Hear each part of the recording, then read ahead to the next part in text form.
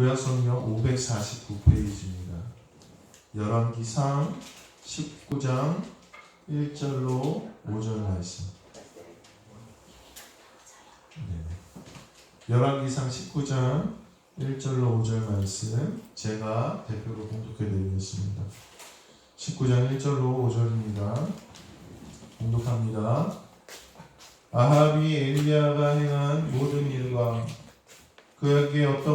그가 어떻게 모든 선지자를 칼로 죽였는지를 이세벨에게 말하니 이세벨이 사신을 엘리야에게 보내어 이르되 내가 내일 이맘때에 반드시 내 생명을 저 사람들 중 한 사람의 생명과 같게 하리라. 그렇게 하지 아니하면 신들이 내게 벌 위에 벌을 내림이 마땅하니라 한지라.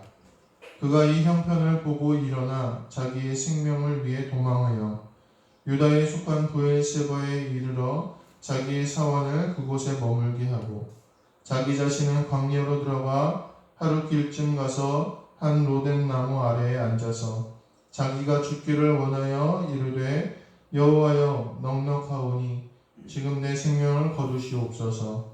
나는 내 조상들보다 낫지 못하니이다 하고 로뎀 나무 아래에 누워 자더니 천사가 그를 어루만지며 그에게 이르되 일어나 먹으라 하는지라. 아멘.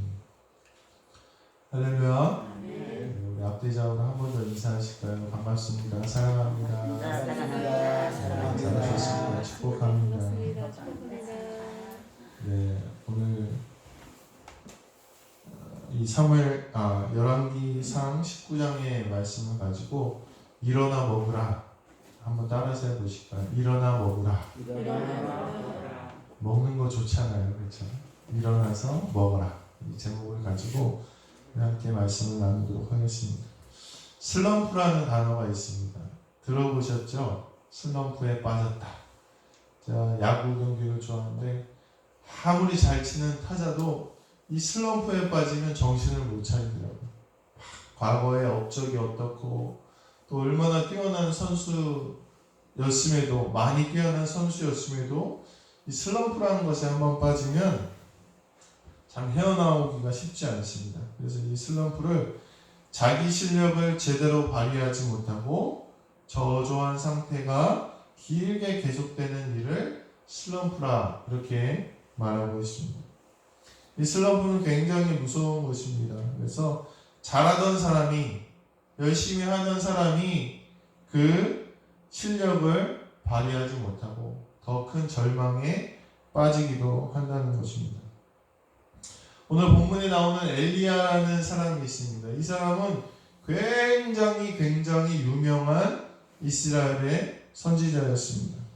이 엘리야의 뜻은 하나님은 나의 여호와이시다 이런 뜻입니다. 그래서 이 능력이 많은 선지자 엘리야는 참 하나님의 사명을 많이 감당하고 또 굵직굵직한 일들을 많이 감당했던 그런 선지자였습니다. 그래서 이 엘리야가 선포하면 이스라엘에 3년 6개월 동안 비가 내리지 않았고 죽은 과부의 아들도 살려내고 바알의 선지자 아세라 선지자의 450명과의 대결에서도 그가 기도했더니 하늘에서 불이 내렸던 그런 선지자예요. 요즘 시대 목사님들 중에 기도하면 하늘에서 불이 내리는 목사님이 어디 계셔요? 그렇죠? 그런 기사와 이적이 없잖아요, 요즘에. 근데 이 당시에 이 엘리야는 얼마나 위대한 하나님의 종이었느냐? 기도하면 하늘에서 불이 내리는 거예요.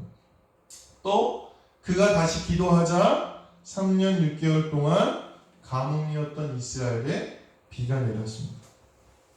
엘리야를 잡으려던 군대가 몰살되었고 그가 겉옷으로 요단강을 치자 요단강이 갈라졌어요. 또 성경에서 유일하게 에녹과 더불어서 죽지 않고 하나님의 나라에 들어간 사람이 바로 이 엘리야라는 아주 위대한 선지자라는 것입니다. 그래서 이 엘리야에 대한 내용이 성경에 많이 나옵니다. 신약에서도 많이 나와요. 감람산에서 성령으로 변화받으셨을 때 예수님께서 하늘에서 모세와 함께 나타났던 선지자가 바로 이 엘리야 선지자였던 거예요. 얼마나 위대한 선지자입니까? 참 훌륭한 하나님의 종이었습니다. 그런데 오늘 본문에 어떻게 됩니까? 오늘 본문의 상황은 이 엘리야가 하나님께 기도해서 하늘에서 불이 내리고 그 바알의 선지자 450명을 다 죽이고 다시 이스라엘에 비가 내리기 시작한, 어떻게 보면 기도가 다 응답되었던 아주 은혜로운 순간인데, 내가 기도한 거, 내가 하나님의 사명을 아주 성공적으로 마친 그 순간인데, 오늘 이 엘리야가 어떻게 합니까? 하나님께 뭐라 그러죠? 우리말로 하면 아유 하나님, 차라리 이럴 거면 날 좀 죽여주세요, 이런 말이에요. 위대한 선지자, 방금 사명을 감당하고 잘 나가는 그런 선지자였는데 오늘 하나님께 뭐라고 합니까? 하나님 이럴 거면 나를 죽여달라고 그렇게 이야기하고 있다는 것입니다. 오늘 이 위대한 선지자 엘리야도 슬럼프라는 것에 빠져버린 것입니다. 오늘 우리의 신앙에도 어느 순간 슬럼프가 찾아올지 모릅니다. 무기력해지는 순간이고 절망하고 낙심하는 순간입니다. 이 슬럼프에 빠지면 아무리 그 전에 열심히 신앙생활했던 신앙인도, 믿음의 사람도 힘들고 어렵고 지치게 된다는 것입니다. 오늘 이 엘리야의 이 모습, 조금은 실망스러울지도 모르는 이 모습을 보시면서 우리도 과연 우리 신앙의 위기가 찾아왔을 때, 어려움이 찾아왔을 때 과연 어떻게 그 고비에서 이겨나가야 되는지를 우리 함께 살펴보시는 우리 성도님들 되시기를 주님의 이름으로 간절히 축원합니다. 첫 번째로 오늘 본문을 통해서 우리가 알 수 있는 것은요, 누구나 이 슬럼프가 찾아올 수 있다는 거예요. 누가 슬럼프가 찾아온다고요? 누구나 찾아온다는 거예요. 여기 앉아 계신 분들 다 자만할 수 없을 것은 누구에게나 이 슬럼프가 찾아온다는 거예요. 저도 예전에 사역하다가 가끔 슬럼프에 빠진 적, 가끔이 아니라 크게 이 슬럼프라는 것에 빠진 적이 있어요. 그때도 사역이 어려웠던 게 아니에요. 막 청년부도 부흥하고 제가 맡은 부서도 부흥하고 교회에서 인정받고 막 그럴 때였어요. 그런데 이 슬럼프에 빠지니까 어떤 기분이 드냐면, 밤에 제가 그 숙소에 교회 사택에 누워 있는데 마치 제가 그 왜 사람이 죽게 되면 영안실에 있잖아요. 영안실에 이렇게 눕잖아요. 거기 누워 있는 것 같은 그런 기분이 드는 거예요. 그 정도로 힘들고 어려운 상황이 있었어요. 이유는 모르겠어요. 그냥 힘든 것입니다. 오늘 우리의 신앙의 문제에 있어서 어려운 사건으로 다가오든 인간관계의 실패로 다가오든 또 내가 간절히 원했던 일이 이루어지지 않건 우리가 힘이 축 빠지고 모든 기대와 희망이 흩어지게 되는 순간이 온다는 거예요. 오늘 이것은 특별한 사람이라고 안 오는 게 아닙니다. 누구나 이런 순간이 올 수 있다는 것입니다. 어떻게 사람이 매일 건강하고 완벽한 컨디션으로 살아갈 수 있겠습니까? 누구나 살다가 보면 아프기도 하고 힘이 빠지기도 하고 지치기도 한다는 것입니다. 오늘 우리는 그것을 인정해야 된다는 것입니다. 몸이 막 아파요. 저 같은 경우는 예전에 이쪽 배가 계속 아픈 거예요. 밥만 먹으면 아프고. 그래서 이게 왜 그러나? 왜 그러나? 위험이었나? 뭐였나? 너무 아픈 거예요. 그래서 병원을 안 갔어요. 근데 괜찮겠지. 젊으니까 괜찮겠지. 그리고 갔더니 나중에 병원에 갔더니 담석이라는 거예요. 담석.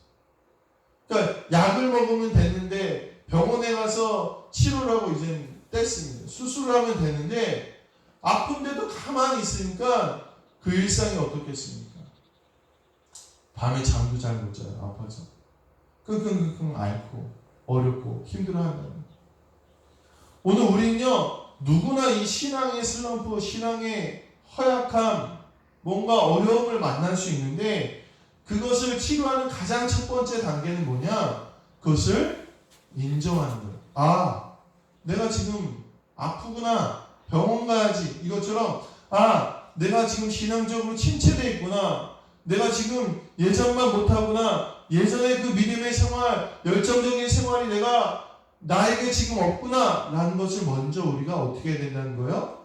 인정하고 깨달아야 된다는 것입니다. 계속해서 슬럼프에 허덕이는 사람들이 있어요. 왜 그렇습니까? 내가 옛날에 신앙생활 잘했는데, 내가 예전에는 주님 열심히 믿었는데 계속해서 허덕이는 사람은 뭐예요? 내가 지금 슬럼프다. 내가 지금 힘들다. 내가 지금은 정상적이지 않구나 라는 것을 인정하지 않는다는 거예요. 인정하는 사람은 병원에 가고 어떻게 치료하려고 할 것이고, 인정하지 않는 사람은 계속해서 허덕이게 된다는 것입니다. 오늘 우리 신앙에 있어서 예전만 못합니까?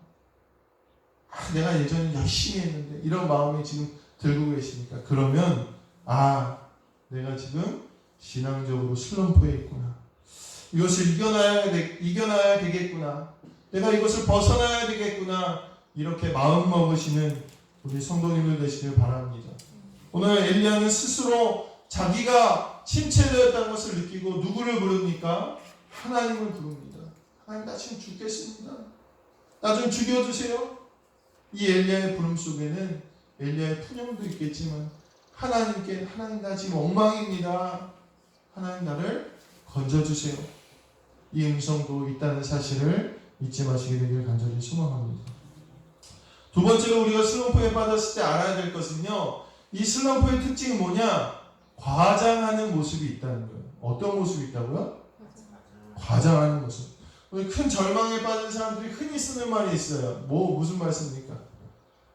죽겠네. 이런 말 쓰지 않습니까? 돈 없어 죽겠네. 힘들어 죽겠네. 짜증나 죽겠네. 근데 사실 돈 없다고 죽지는 않습니다. 물론 진짜 한 몇 년 동안 병원 한 장 없으면 죽을 수도 있겠죠. 근데 요즘 우리나라 같은 경우에는 죽지 않아요. 나라에서 다 살려줍니다.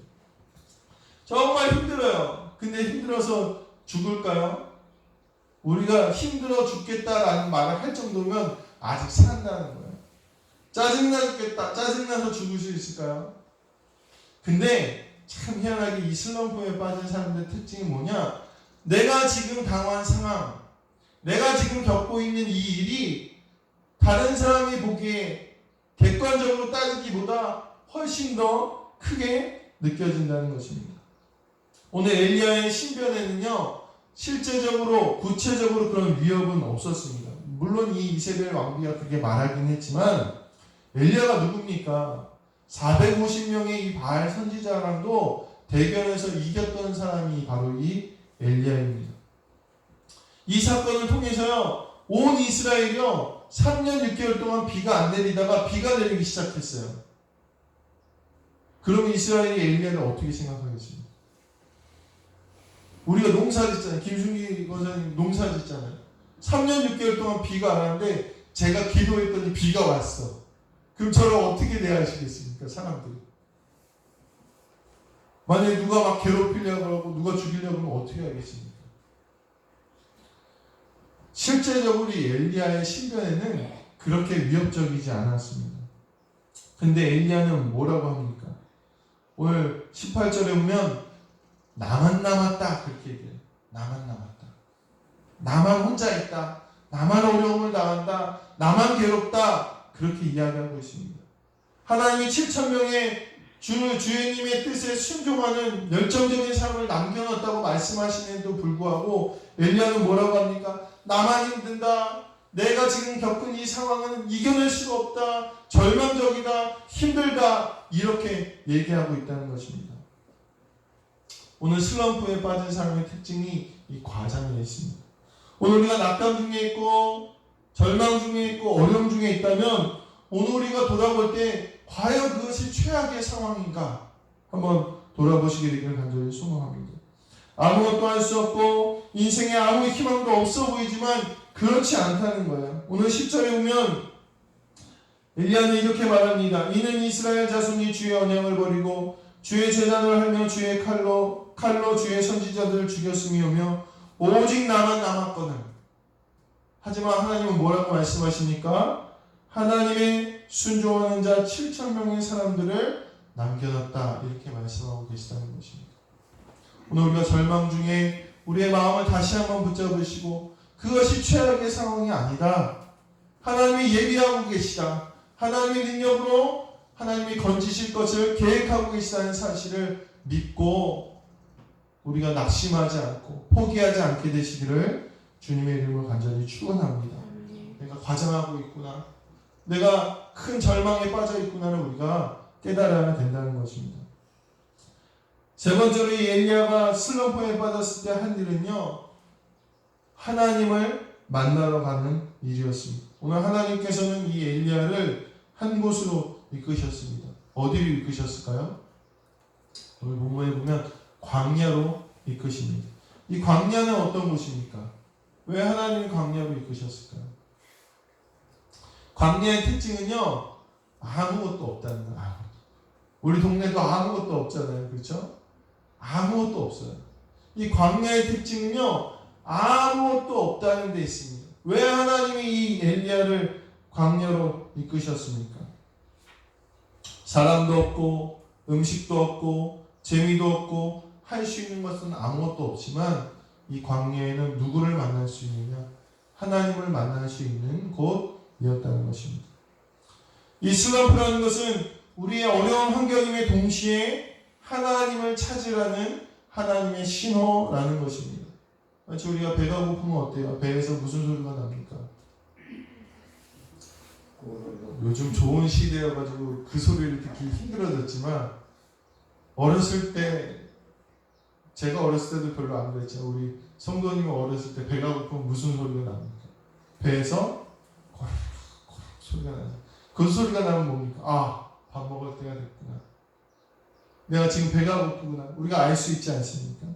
오늘 우리가 절망 속에 있고 마음이 지치고 슬럼프에 빠졌다는 것은 다른 말로 하면 하나님을 찾으라는 하나님의 신호라는 것입니다. 어려움과 절망에 휩싸여 낙심되는 것은 내가 지금 이제 하나님을 찾아야 되는 시간이구나 라는 것을 깨닫는 것입니다. 오늘 엘리야는 즉시 광야로 나가 하나님을 찾습니다. 그리고 하나님의 산 호렙에 이릅니다. 그곳까지 엘리야는 열심히 걸어갔던 거예요. 하나님을 만나기 위해 찾기 위해서 계속해서 아무도 없는 그 길을 걸어갔습니다. 누구만 생각하면서 하나님만 생각하면서 하나님께 나아갔다는 것입니다. 오늘 우리가 슬럼프에 빠지고 내 신앙이 예전만 같지 않은데 라고 느껴진다면 오늘 엘리야와 같이 걸어가야 됩니다.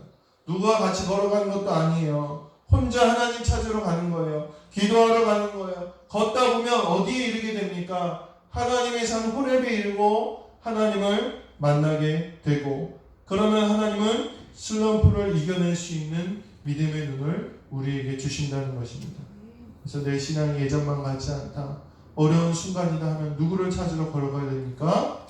하나님을 찾으러 광야를 걸어가시는, 내 세상의 즐거움들, 기쁨들 모든 것 다 잠시 내려놓고 하나님만 바라보시는 우리 성도님들 되시기를 주님의 이름으로 간절히 축원합니다. 마지막으로 슬럼프를 이기는 방법이 있습니다. 그것은 뭐냐? 따라서 해보실까요? 새로운 사명을. 이 중요한 거예요. 슬럼프를 이기는 키포인트예요. 새로운 사명을 얻는 것입니다. 15절에 보면 여호와께서 그에게 이르시되, 이제 엘리야가 하나님을 만났죠. 호렙산에 가서 하나님을 만났더니 하나님이 어떻게 말씀하시냐? 야, 너 참 힘들었지. 내가 이것도 주고 저것도 주고 안 힘들게 해줄게. 이 약속하신 게 아니라 하나님이 뭐라고 말씀하시냐? 야, 너 다메섹에 가서 하사엘에게 기름을 부어 아람의 왕이 되게 하라. 이렇게 말씀하세요. 엘리야가 또 님시의 아들 예후에게 기름을 부어 이스라엘의 왕이 되게 하라. 이렇게 말씀하죠. 또 뭐라고 말씀하시냐? 너 또 저기 엘리사에게 가서 기름을 부어 너를 대신할 선지자가 되게 하라. 오늘 엘리야의 슬럼프의 가장 큰 이유는 사명이 끝났기 때문이에요. 해야 될 일이 끝났기 때문이에요. 할 일이 없기 때문이에요. 매 순간마다 하나님이 인도하신 대로 엘리야가 살았는데 이세벨이 위협하니까 내가 당장 무엇을 해야 될지 잊어버린 거예요. 어려운 환경 가운데서 내가 하나님의 자녀가 해야 될 일을 잊어버릴 때 성도에게는 슬럼프가 찾아온다는 것입니다. 그 순간 우리가 그것을 인정하고 하나님께 나아가면 하나님은 어떻게 하신다고요?